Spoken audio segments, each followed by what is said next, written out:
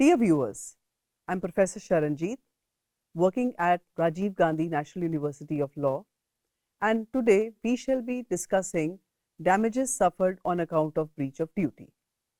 We have already discussed that to impose liability under the law of tort of negligence, certain conditions are required to be fulfilled.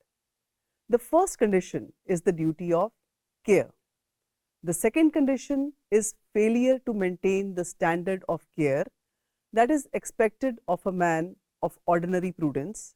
And the last condition, which we shall be discussing in this lecture, is damage suffered on account of a breach of duty. In a negligence case, the plaintiff has to show not only that the defendant was careless, but also that he was actually hurt and that the harm was caused directly by the carelessness of the other party. If the causal relationship between the damage and the negligent act is not direct, there is no remedy at law. It is important to note that the damage caused to the plaintiff should not be too remote, that is, there should be reasonable proximity between the act of negligence and the resultant damage. So we can say that damage or injury should be foreseeable. Moving further, with regards to the quantum of damages, the quantum of damages depends upon the facts and circumstances of the case and the degree of negligence attributable to the defendant, which is a matter to be decided by the courts. Furthermore, in suits in which damages are claimed, the onus is on the plaintiff to prove all the constituents of the damages. In such a case, any fact that enables the court to determine the amount of damages that ought to be awarded is held to be relevant. Thus, the duty to assess the damages is, however, entirely upon the court. In doing so, the court relies on the rules that regulate the practice of the courts. The court has to decide and determine every question that would ultimately enable the parties to obtain the final judgment in the case in question, such as the proper measure of damages to be applied, the remoteness of damages, and the amount that the plaintiff is actually entitled to claim as damages. In the case of Morgan versus Sim, 1857, it was observed that the party seeking to recover compensation for damage must prove that the party against whom he complains was wrong. The burden of proof is clearly upon him, and he must show that the loss is to be attributed to the negligence of the opposite party. If at the end he leaves the case on an even scale and does not satisfy the court that it was caused by the negligence or default of the other party, he cannot succeed. Furthermore, in the case of Indian Medical Association versus UP Shanta, 1996, the Supreme Court held that medical practitioners, though belonging to the medical profession, are not immune from a claim for damages on the ground of negligence. The fact that they are subject to the Medical Council of India and the state medical councils disciplinary committees and are under the jurisdiction of the Indian Medical Council Act does not provide comfort to the person who has suffered as a result of the negligence, and it does not affect their ability to seek redress. In the 2007 case of S.R. Ranganathan versus Elluri Sitarama Raju, foreign matter was carelessly left in the patient's abdomen during the first operation, and the uterus was cut out during the second operation without proper care. The patient was given rupees 65,000 for loss of health, mental agony and suffering. Dear viewers, in another case, Kumari versus State of Tamil Nadu, 1992, a 6-year-old girl fell into an uncovered open manhole and died. The state avoided liability for this accident and the High Court accepted the state's defense. But in appeal, the Supreme Court held the state vicariously liable for the negligence of its sanitary staff and ordered an award of rupees 50,000 to the parents of the deceased girl. The state could recover the amount from the erring employee or officer if so desired.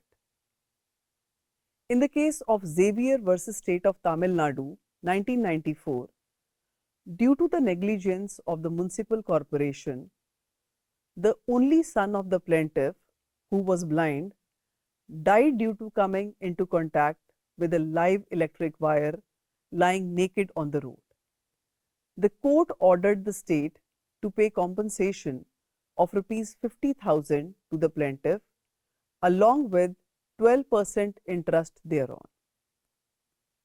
Dear listeners, as already pointed out, though as a general rule, the plaintiff has to discharge the burden of proving negligence on the part of the defendant. There are, however, certain cases where the plaintiff need not prove that and the inference of negligence is drawn from the facts and the circumstances. There is a presumption of negligence according to the maxim res ipsa loquitur, which means the thing that speaks for itself.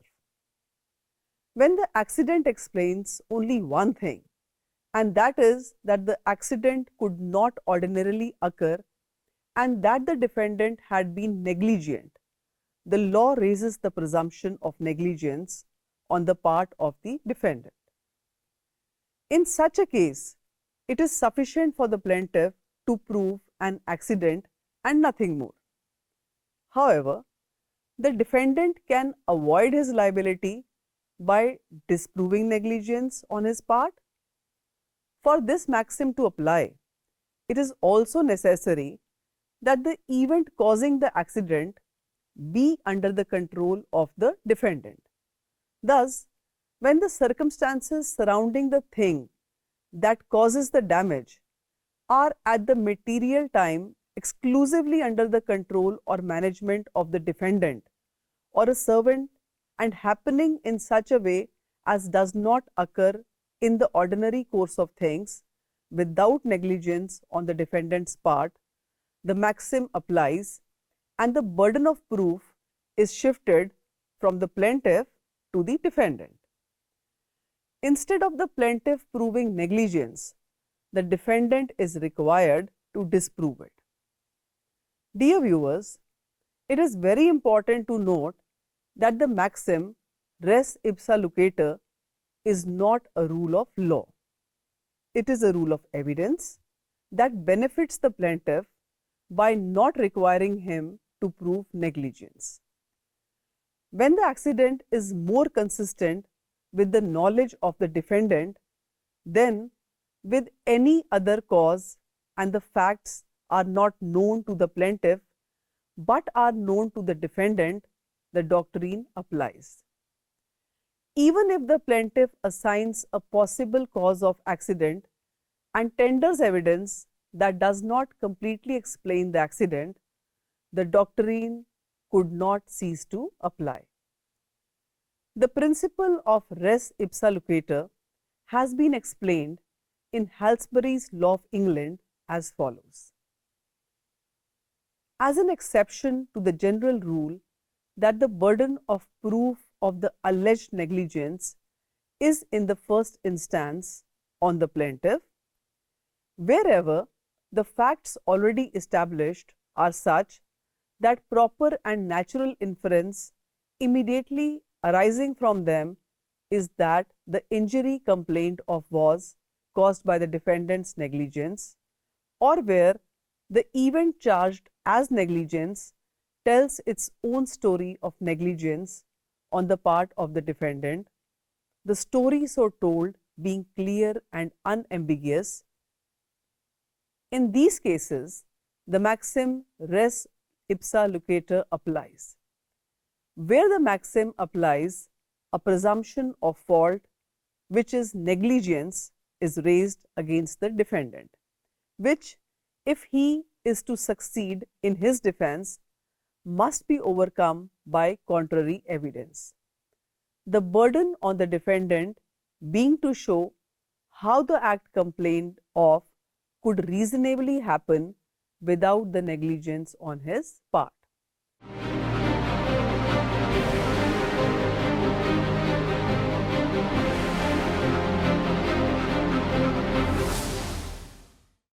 Moving forward, now we shall discuss the essentials of the doctrine of res ipsa loquitur. Firstly, the thing that caused damage or harm to him was under the control of the defendant.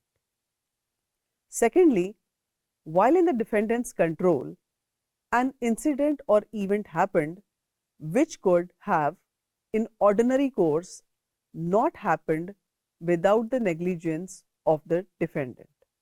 And lastly, the defendant does not have or fails to give a satisfactory explanation for the mishappening. Under the circumstances, the defendant, in order to avoid liability, must give his reasons or give a satisfactory cause for the happening of the mishappening or event, failing which he will be held liable. So it is interesting to note that this maxim infuses the concept of strict liability in the field of the law relating to negligence. In the case of Shyam Sundar and others versus State of Rajasthan, 1974, the Supreme Court stated that the first principal function of this maxim is to prevent injustice, which would result for the plaintiff when he is required to prove the precise cause of the accident when the relevant facts are unknown to him but are within the knowledge of the defendant. The doctrine would also apply to a situation where the more likely cause of the accident is more consistent with the negligence of the defendant than with the other causes.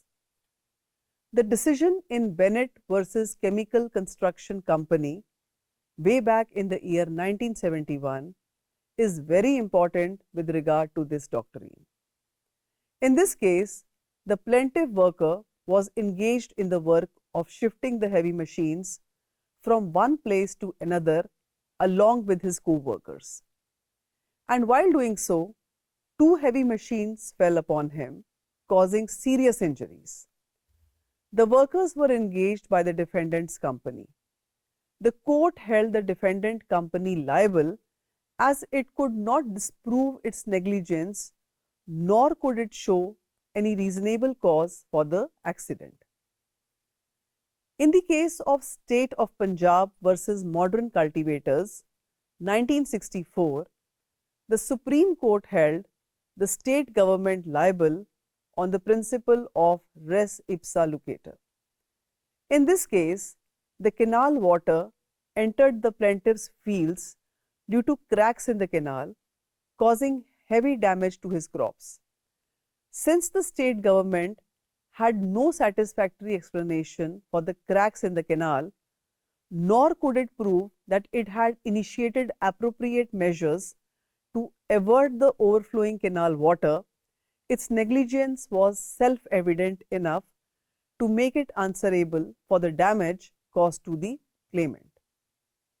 Furthermore, in the case of Achut Haribhau Khodwa versus State of Maharashtra, 1996, the surgeon and his team at the government hospital were careless and left a piece of cotton in the abdomen of the patient they were operating upon, which led to the death of the patient. The presence of cotton in the abdomen was itself proof of the doctor's negligence, and therefore the state government was held vicariously liable for the same.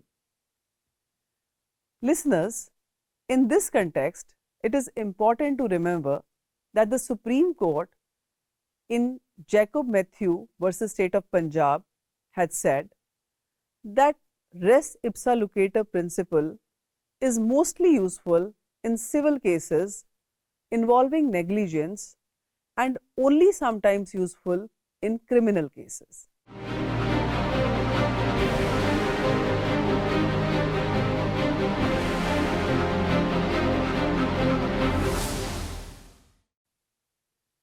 Now we shall discuss the limitations of the doctrine of res ipsa locator.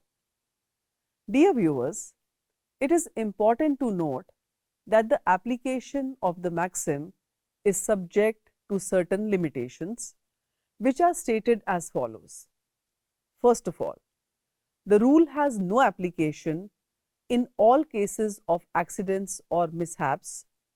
It applies when the cause of an accident or mishap lies within the knowledge of the defendant or is under the control of the defendant, whether it is his employee or servant. Secondly, only the rule of evidence in negligence cases that the defendant may refute is the presumption of law. Thirdly, when there is a rebuttal of negligence by the defendant, it does not necessarily absolve him of liability, because in that case, the plaintiff may still choose to prove the negligence of the defendant and succeed. Fourthly, where the maxim applies, the plaintiff is not only to prove the occurrence of the accident, leaving it for the defendant to prove that he was not negligent, that is, that he exercised due care and caution, but despite that, the incident occurred.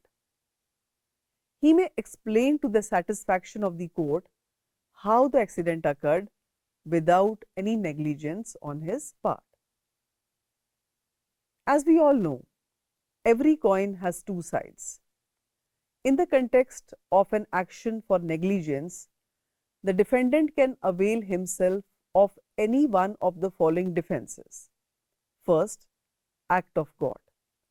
The defendant can take the plea that the incident occurred due to forces of nature that are beyond human contemplation.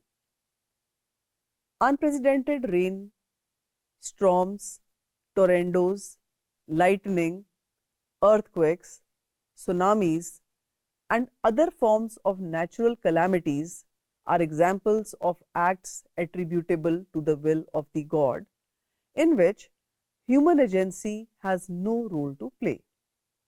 Second is inevitable accident.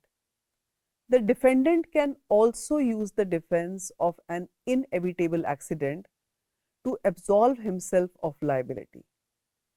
An inevitable accident is one that cannot possibly be prevented by the exercise of ordinary care, caution, and skill. It is an event that happens not only without the consent of the man, but in spite of all efforts on his part to prevent it. In other words, it means an accident that is physically unavoidable, something that cannot be prevented by human prudence, skill, or foresight.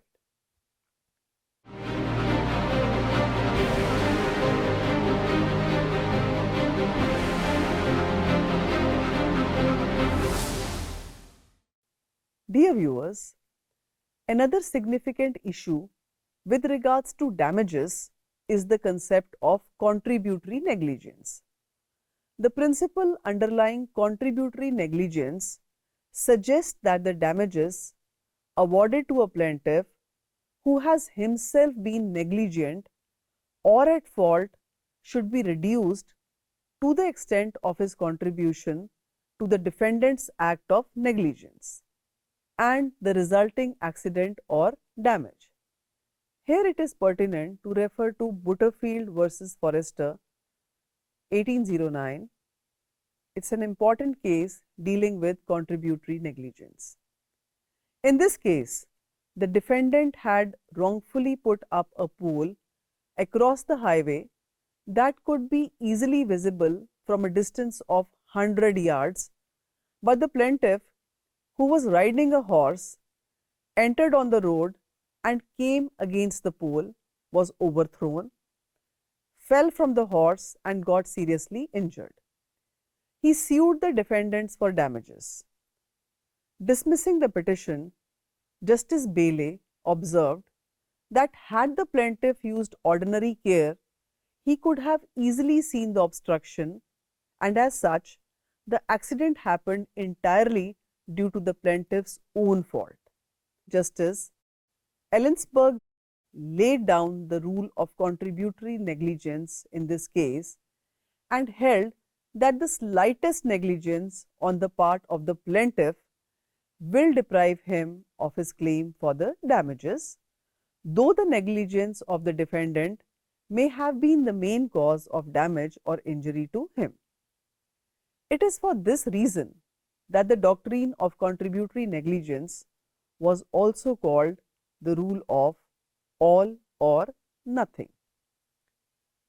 Listeners, if we look at the flip side, the common law rule laid down in Butterfield versus Forrester was criticized on the ground that it was wholly illogical and unjust and caused great hardships to the claimants who fell victim to the wrongful act of the defendant.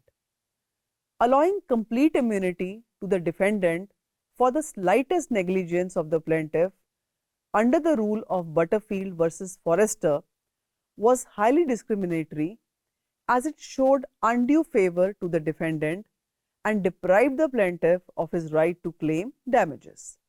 The critics called this rule as the law of the defendant, as it conferred complete immunity from liability against the plaintiff's claim for damages.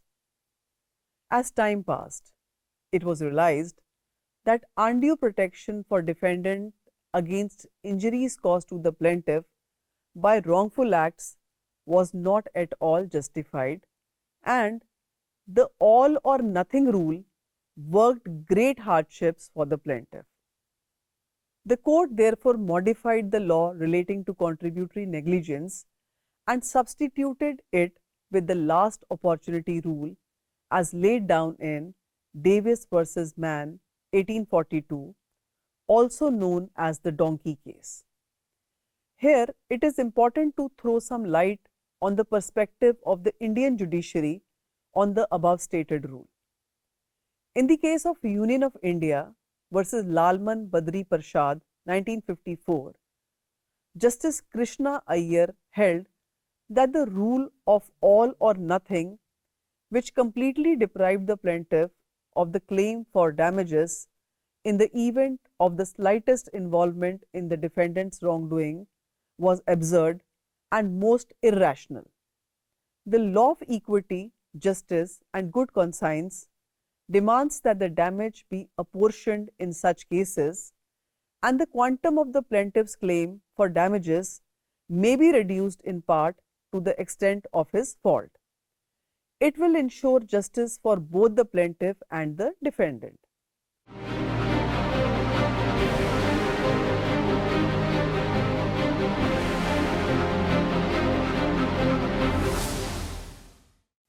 Here it becomes significant to also discuss the doctrine of apportionment. The doctrine of apportionment of damages was found to be a bit of a substitute for the last opportunity rule, which suffered from certain obscurities. Under the doctrine of apportionment, liability is determined not on the basis of who had the last opportunity to avoid the accident, but on the basis of who caused the wrong. In the case of Stapley versus Gypsum Mines Limited 1953, the House of Lords held the claimant entitled to 20% damages, taking into consideration his contributory negligence in the wrongful act of the defendant and applying the rule of apportionment. In this case, Stapley the deceased, and a person named Dale were both working in a gypsum mine, the employer asked them to take down a dangerous part of the roof in a building where they were working. They tried to do so, but after half an hour, they gave up with that work and decided to carry on with their normal work. In the meantime, a large portion of the roof, which they had left unpulled, fell down, killing Stapley. The House of Lords held that the employees were vicariously liable for the negligence of Dale and that Stapley's contribution to the negligence was 80%. Dale was negligent because if he had not agreed with Stapley to stop pulling down the roof, leaving the work incomplete, they would not have been required to work under the dangerous roof which caused Stapley's death. With this, we conclude the lecture series on essential requirements for invoking liability under the tort of negligence. We have to keep one thing in mind: all three essentials must be present in order to fix the liability of the defendant. In the end, I thank all the viewers. Thank you.